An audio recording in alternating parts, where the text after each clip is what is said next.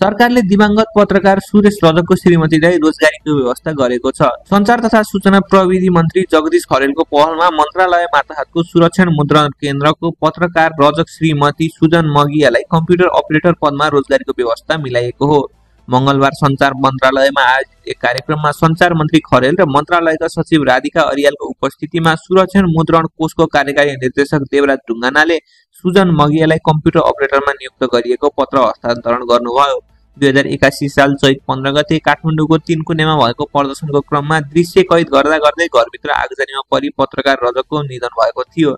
सञ्चार मन्त्री खरेलले देश र जनताका लागि जोखिम मोलेर समाचार सङ्कलन गर्ने पत्रकारहरू सधैँ असुरक्षित रहने अवस्थामा राज्यको अभिभावकीय भूमिका रहनुपर्ने विचार व्यक्त गर्नुभयो।